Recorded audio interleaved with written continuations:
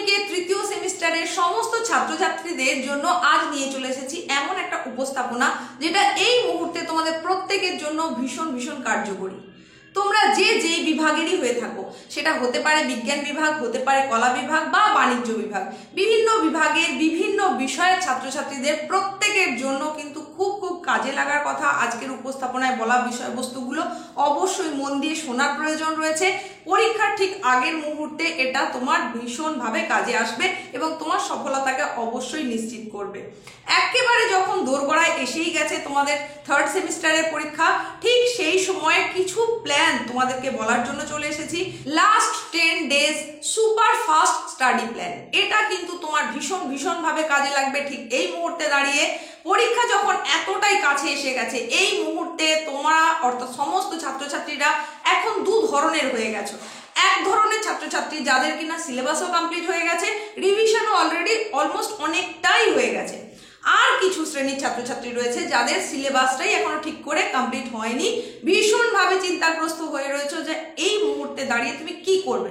Puzzled হয়ে যাচ্ছ, syllabus শেষ করবে কবে, রিভিশন করবে কবে, মক টেস্ট দেবে কবে, ভীষণভাবে তুমি এখন ছড়িয়ে রয়েছো। তোমার এখন কি করা উচিত এটা বুঝতেই তোমার সময় চলে যাচ্ছে। কিভাবে শুরু করবে, কোনখানে শেষ করবে, কিভাবেই কয়েকটা দিন তুমি নিজেকে পরিচালিত করবে, সেটা বোঝানোর জন্যই কিন্তু আজকের কয়েকটা গাইডেন্স বা গাইডলাইন বলতে পারো। সিজনের দিক থেকে এটা উইন্টার না হলেও এখন কিন্তু বেশ কিছু ছাত্রছাত্রী কাঁপছে, রীতিমতো কাঁপছে।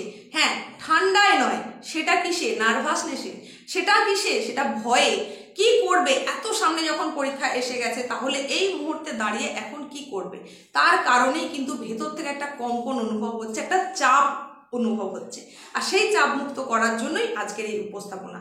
প্রথমেই তোমাদের বলি, তোমরা যারা যে অবস্থায় রয়েছো, সিলেবাস কমপ্লিট হয়েছে, কমপ্লিট হয়নি, যেমন অবস্থায় রয়েছো, তাদের প্রত্যেকের জন্য বলছি, এখন নতুন করে সিলেবাসের নতুন অংশ কিছু তুমি পড়বে, সেই সময় কিন্তু আর নেই।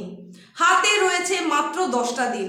এই সময় সিলেবাস এত বেশি বড় সিলেবাস, এত কিছু সেখানে রয়েছে, তুমি কোন অংশটা কখন পড়বে? এখন লাইন বাই লাইন পড়ার সময় নয়, একদম ফার্স্ট লাইন থেকে লাস্ট লাইন পড়বে, বুঝবে, তারপর তুমি সেখান থেকে অ্যান্সার করতে যাবে, সেই সময়টা নেই। সেই সময়টা তুমি হেলায় হারিয়ে চলে এসেছো।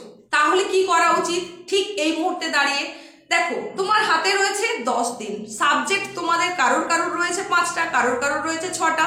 তো যাদের 5টা সাবজেক্ট রয়েছে, তাহলে তাদের প্রত্যেকটা সাবজেক্টের জন্য আর 2টো করে দিন হাতে রয়েছে। যাদের 6টা সাবজেক্ট রয়েছে, তাহলে তাদের হাতে রয়েছে আর 1.5 দিন মতো। এই মুহূর্তে দাঁড়িয়ে আমার মনে হয় সব থেকে কার্যকরী সেটাই হবে যদি তুমি প্রত্যেকটা দিনের জন্য একটা করে নির্দিষ্ট সাবজেক্ট রাখো। তোমার যদি 5টা সাবজেক্ট হয়, তাহলে প্রত্যেক দিন একটা করে, মানে 5 দিন চলে যাবে। তোমার যদি 6টা সাবজেক্ট হয়, তাহলে প্রত্যেক দিন একটা করে, মানে 6 দিন চলে যাবে। তো এই মুহূর্তে যদি প্রত্যেক দিন সমস্ত সাবজেক্ট না পড়ে একটা দিন নির্দিষ্ট রাখো, নির্দিষ্ট একটা বিষয়ের জন্য, তাহলে সেই বিষয়ের খুঁটিনাটি সমস্ত কিছু, সেখানে কোন জায়গাটা তোমার প্রবলেম হচ্ছে, কোন প্রশ্নটা বেশিবার বিভিন্ন জায়গায় তুমি পেয়েছো, সমস্ত খুঁটিনাটি তথ্য কিন্তু তোমার মনে রাখতে সুবিধা হবে, তুলতে সুবিধা হবে, নোট করতে সুবিধা হবে। তার জন্য বলবো, এই শেষের কয়েকটা দিনের প্রত্যেকটা দিন এক একটা সাবজেক্টের জন্য তুমি নির্ধারিত করে দাও। ঠিক এই মুহূর্তে দাঁড়িয়ে নিশ্চয়ই তুমি 8 থেকে 10 ঘন্টা পড়ছোই। প্রতিদিন তোমার পড়ার টাইমটা অবশ্যই এটা হওয়া উচিত। যদি এখনো না পড়ে থাকো, তাহলে এই কয়েকটা দিন তোমাকে অন্তত 10 ঘন্টা পড়াশোনা করতেই হবে। যাদের সিলেবাস এখনো প্রায় কিছুই হয়নি বা কিছুটা হয়েছে, এখনো অধিকাংশ বাকি থেকে গেছে। আর যাদের সিলেবাস কমপ্লিট হয়ে গেছে, তাদেরকেও বলবো, যতটা বেশি তুমি দেবে ততটাই কিন্তু সফলতা বেশি আসবে। সুতরাং 8 থেকে 10 ঘন্টা অবশ্যই বরাদ্দ রাখো। তাহলে আমাদের ফার্স্ট প্ল্যান বা ফার্স্ট ট্রিক্স যেটা হলো, সেটা হচ্ছে একদিন একটা সাবজেক্ট, সেটাকেই খুঁটিয়ে পড়ে যেতে হবে, ব্যাস।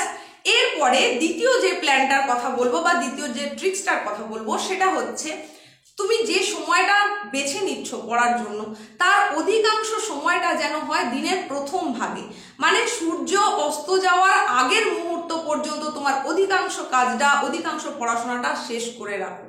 কারণ তুমি ভালো করে লক্ষ্য করবে, আমরা ঘুম থেকে ওঠার পর আমাদের শরীর, আমাদের মন, আমাদের মাথা যতটা বেশি অ্যাক্টিভ থাকে, যত দিনের শেষ অংশের দিকে যেতে থাকে, তত আমাদের মধ্যে একটা এনার্জি লস ফিল হতে থাকে, আমরা তত হাঁপিয়ে যাই, ক্লান্ত হয়ে পড়ি। তখন কিন্তু আমাদের মাথাও এত ভালো স্ট্রং থাকে না, কাজ করে না। তখন আমরা যা করি শুধু মনে হয় করছি, কিন্তু আদৌ কাজের কাজ সেটা হয় না। তাই তোমার পড়াশোনার বেশিরভাগটাই তুমি করে রাখো দিনের প্রথম ভাগে মানে সূর্য অস্ত যাওয়ার আগের মুহূর্ত পর্যন্ত অধিকাংশটা সেরে নাও। 3 নম্বর প্ল্যান হিসেবে যেটা বলবো সেটা অবশ্যই আলাদা একটা খাতা রাখো, সেটা পাতলা খাতা হলেও হবে। সেই খাতাটা তুমি যে বিষয়টা পড়ছো ওই দিনে সেই বিষয়ের জন্য বরাদ্দ রাখো, বা একটা খাতার কিছুটা অংশ ওই বিষয়, আবার তারপর থেকে অন্য একটা বিষয়, এইভাবেও করতে পারো। তো নতুন যে খাতাটা তুমি নিলে সেখানে তোমাকে কি করতে হচ্ছে, সেখানে নোট করো। তুমি এতদিনে নিশ্চয়ই স্টাডি মেটেরিয়াল পেয়ে গেছো, সেটা টেস্ট পেপার থেকে হোক, বাজার চলতি বিভিন্ন রকমের কোশ্চেন পেপার হোক, নানান কিছু তুমি নিশ্চয়ই জোগাড় করে নিয়েছো। যদি জোগাড় নাও করতে পারো, তোমার টেক্সট বইয়ের অনুশীলনী রয়েছে, সেখানেও তুমি বেশ কিছু প্রশ্ন পেয়ে যাবে। বিভিন্ন চ্যানেলের বিভিন্ন ভিডিও তোমরা পেয়ে যাবে, সেখানেও কোশ্চেন অ্যান্সার আলোচনা হয়েছে, সেগুলো তোমরা একটুখানি আগে শুনে নিতে পারো। তো সেখান থেকে প্রশ্ন কালেক্ট করো এবং উত্তরটা নিজে নিজে দেওয়ার চেষ্টা করো। নিজে নিজে কতগুলো দিতে পারছো, যেগুলো দিতে পারছো সেগুলো নোট করার কোনো প্রয়োজন নেই, যেগুলো দিতে পারছো না সেইগুলো একেবারে শর্ট টাইপে নোট করো।